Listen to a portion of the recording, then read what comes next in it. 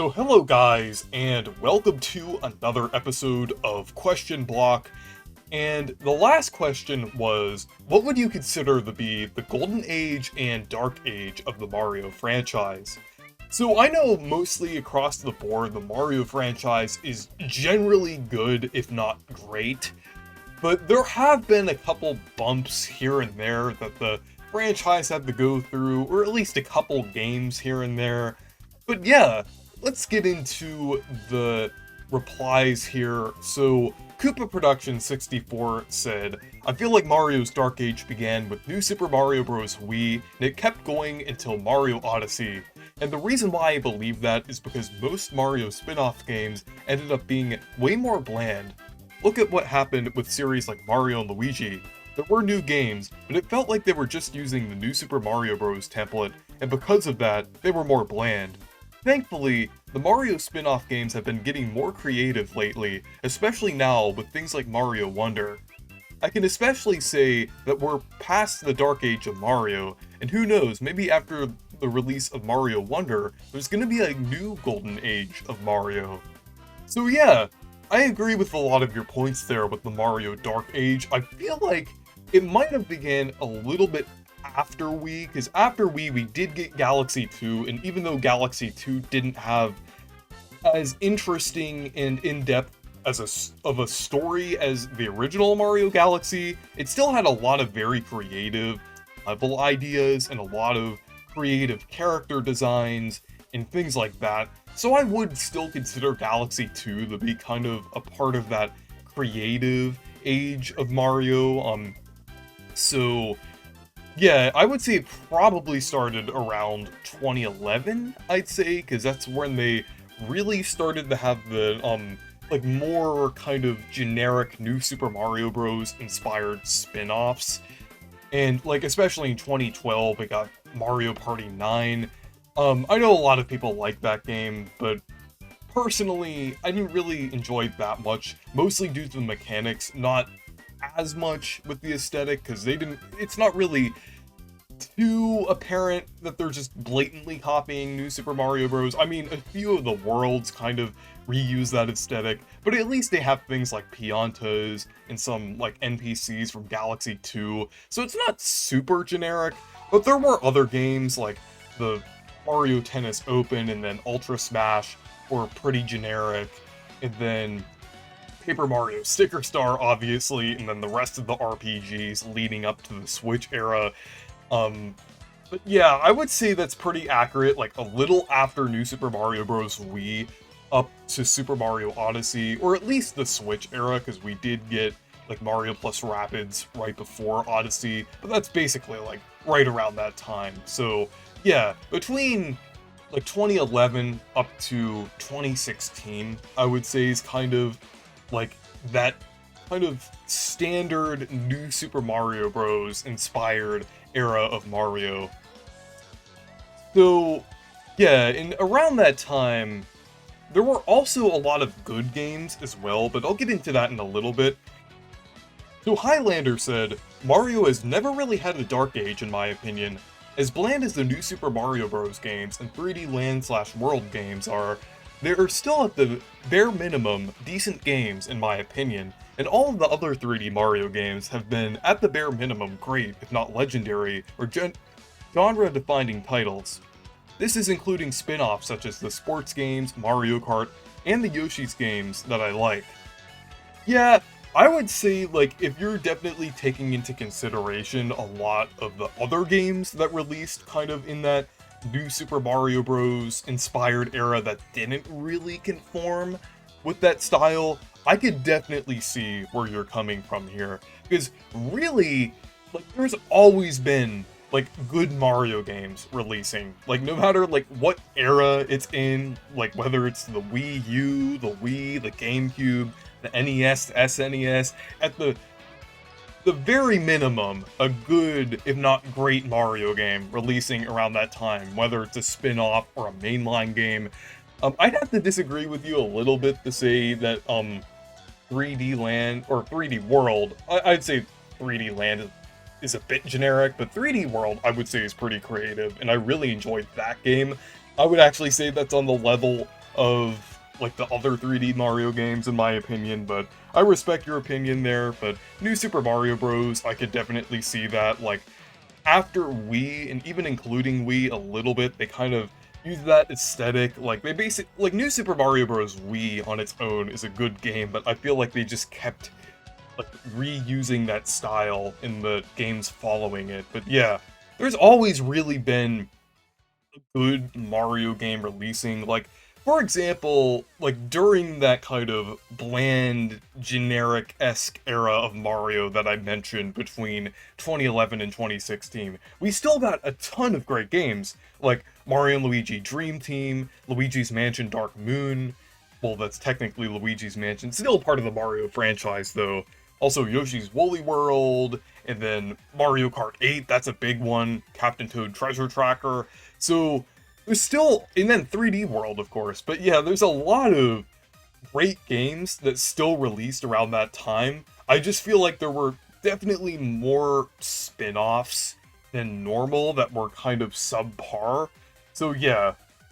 And Diego said, from the Dark Age, I would say the early to almost mid-2010s, which even then, they weren't horrendously bad games.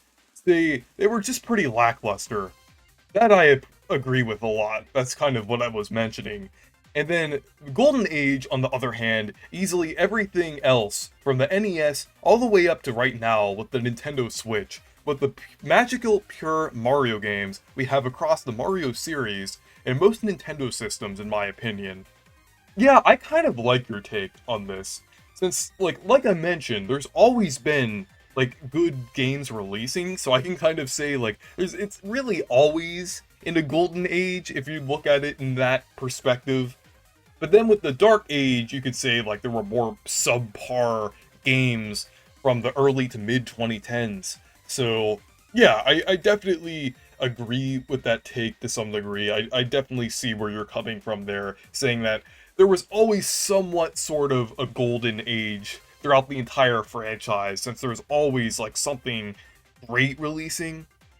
But then the Dark Age is kind of mixed in there with the few years that we did get some lackluster games.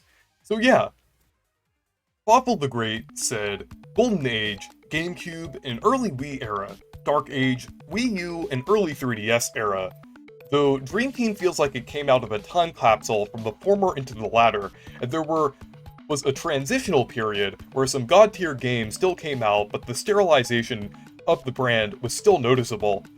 Yeah, I definitely agree with that. Like, with the GameCube era and the early Wii era, like, there were a ton of great games that came out. A lot of very memorable Mario releases. Looking up at the mainline end of things, we got Mario Galaxy and Sunshine, and New Super Mario Bros. DS. And even though that's a part of the New Super Mario Bros. Series, I feel like it's kind of the most unique out of them. And then also with spin-offs, we got the first 3 Paper Mario games, Mario and Luigi Superstar Saga through Bowser's Inside Story, and then a lot of great Mario sports games as well, like the first 2 Mario Strikers games, some good Mario Golf and Tennis games, a bunch of good Mario Kart games. So yeah, there were definitely a lot of great games that came out of the 2000s era of Nintendo. And I feel like a lot of people are definitely looking back on that era fondly now, especially the people who grew up in that era. I kind of grew up kind of at the tail end of that era. Like, I would say, like, in the late 2010s, still, like, the early Wii era. I played a lot of those games, like Super Mario Galaxy, Super Paper Mario, and then with DS, like New Super Mario Bros. DS, Super Mario 64 DS, different things like that. And then nowadays, I'm going back to a lot of the games that I didn't play during that era, and now some of my favorite games of all time, like Paper Mario: The Thousand Year Door, came out during that era. So yeah, definitely a pretty good era for Mario, and it really, like, during that era, I really liked how Mario, like, as a franchise, kind of flourished in terms of creativity. Like, they had a brand identity at the time. Like, they were using, like, concrete designs for most of the characters, at least, like, around the early Wii era, and somewhat the late GameCube era. But along with that, they also had a lot of creative ideas. They didn't stick to one aesthetic. I mean, they mostly had somewhat of a coherent aesthetic across the franchise, but it wasn't that one new Super Mario Bros. um aesthetic that they kind of used around the early to mid 2010s. There was definitely a lot of variation between the styles of each spin-off, which I appreciate. So yeah, I could definitely see why you consider that the Golden Age. And then with the Dark Age, I already kind of mentioned that era, but with Dream Team specifically that you mentioned, I think that's pretty interesting since I think that started development like before a lot of those brand restrictions happened. And then also with those other games that released around that time, like certain spin-offs that I mentioned, like Captain Toad and Mario Kart 8, that were much more creative than a lot of the other spin-offs that were releasing at that time. I think those were developed by Nintendo internally, which is why they were able to go farther with that creatively. So, yeah, and then also there was that traditional era that you mentioned as well. It's like kind of like the late 2000s, the early 2010s. Um, like I could definitely see like there's a lot of great games like Mario Kart Wii, Super Mario Galaxy 2, Bowser's Inside Story. Um, I I definitely see why that transitional era still had a lot of great games, despite so showing a little bit of that brand sterilization. I don't think the brand sterilization comes in much to the franchise until around like 2011, 2012, like I mentioned earlier.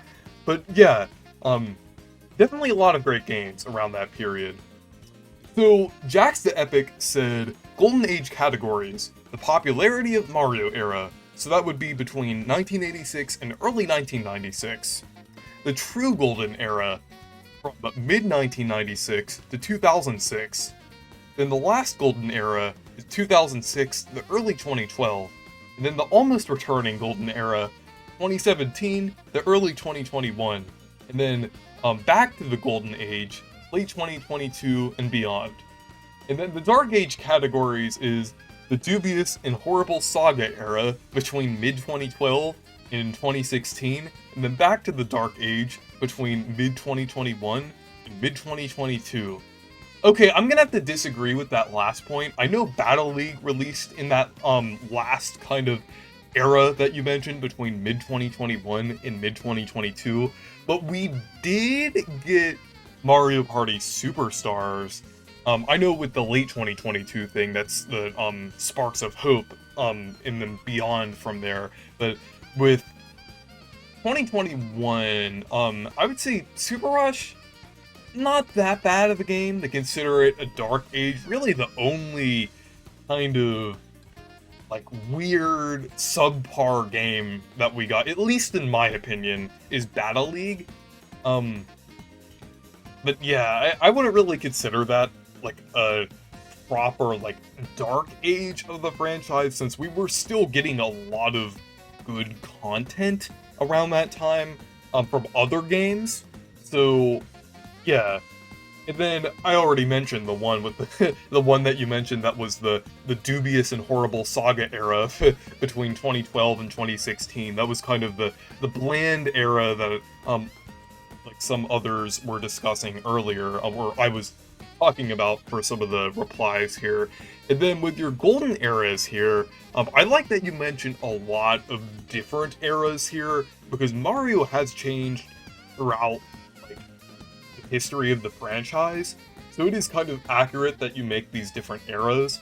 But yeah, I like the true Golden Age era between mid-1996 and 2006. I mean, you could have lumped in, like, the early Wii era in there too, but, I guess it kind of makes sense to have the last of the Golden Age kind of be the transitional period, like, when we got some new Super Mario Bros.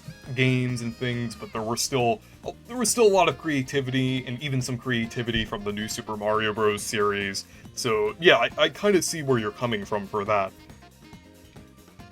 Jaden the Red Fox said, I think the Golden Age of Mario would probably be either one of three different eras.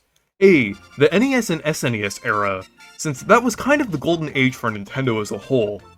B, the Wii era, because of the sheer number and popularity that the Wii had, and such high regard titles like New Super Mario Bros. Wii, Galaxy 1 and 2, and Mario Kart Wii. C. The current era, due to the fact that Nintendo is putting out more original games, like the new Peach game, Mario Bros. Wonder, and among other things.